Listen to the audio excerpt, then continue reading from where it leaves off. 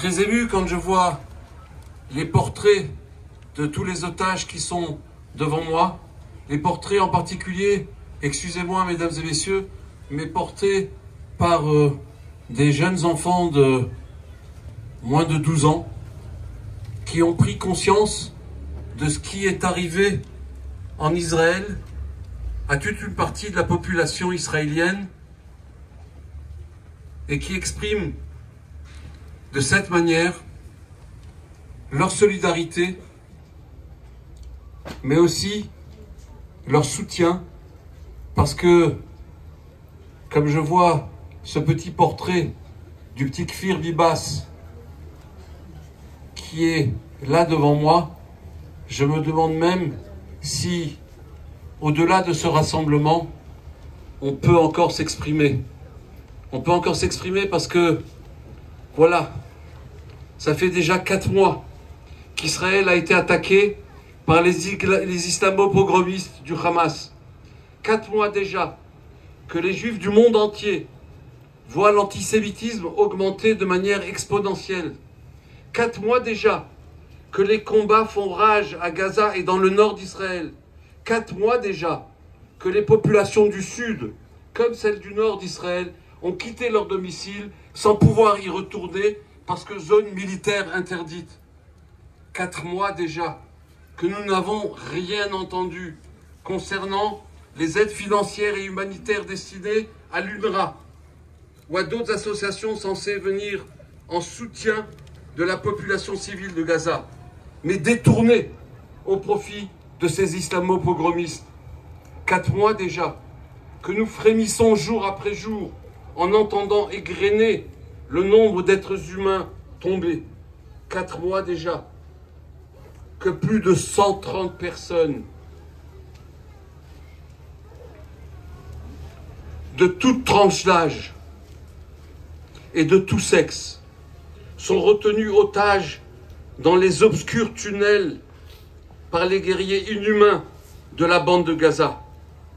4 mois que leurs familles sont sans nouvelles de leurs proches et même de structures humanitaires qui, a priori, devraient jouer ce rôle. C'est après 4 mois que, mercredi dernier, un hommage national a été rendu aux 42 victimes franco-israéliennes, qu'elles aient été membres de kibbutz, citoyens d'une localité, ou tout simplement victimes de leur passion, la fête.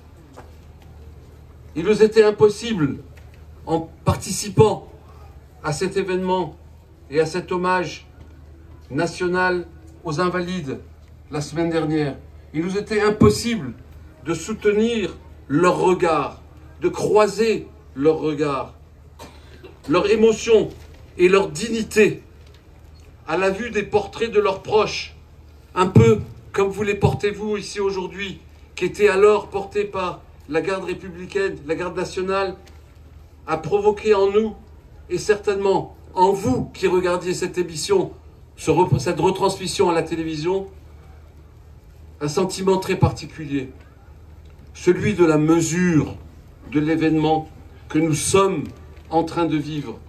Avons-nous pris cette mesure ?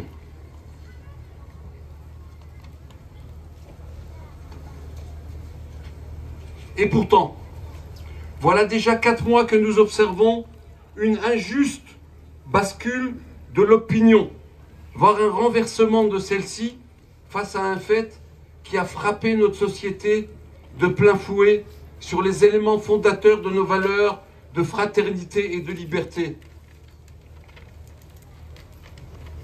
Comment a-t-on pu assister en terre concordataire,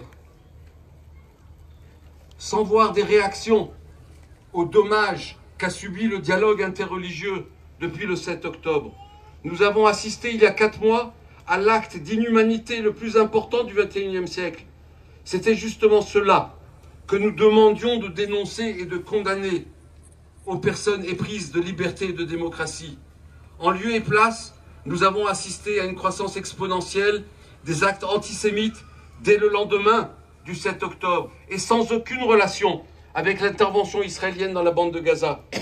Nous n'avons pas lu ou entendu de réaction aux attaques du Hezbollah sur le front nord, lesquelles sont restées aussi très longtemps sans riposte. Pourquoi cette indifférence? Pourquoi et comment peut-on laisser autant de place à l'expression de l'antisémitisme, que ce soit dans nos rues, dans nos universités ou dans nos collèges et lycées? Comment accepter que des militants étudiants juifs peuvent se faire agresser parce qu'ils appellent à la libération des otages des pogromos islamistes du Hamas? Non, permettez-moi de ne pas accepter que ces terroristes expriment dans leur action violente un mouvement de libération qui n'en est pas un, puisqu'ils se retirent en plus de toute médiation diplomatique. Nous sommes en France, des citoyens de ce pays, et nous appelons nos concitoyens, quelle que soit leur croyance, à s'insurger contre cet antisémitisme galopant dans notre pays. Nous ne devons pas accepter de retourner aux années sombres de l'histoire de notre monde et de notre pays. Nous avons une relation, c'est vrai, très étroite avec Israël, et nous ne cesserons de signifier notre solidarité avec les citoyens de ce pays qui rassemblent en plus les trois monothéismes. Non, ne laissons pas la lèpre nous atteindre, comme le disait si justement le doyen Michel de Necken, président de l'université de Strasbourg, lors de la marche contre l'antisémitisme et pour la République. Ne soyons pas indifférents face à cette haine antisémite et restons dignes dans cette période difficile qui sera la clé, cette dignité de notre liberté. Israël vivra, Am Israël Chai, vive la France, vive la République.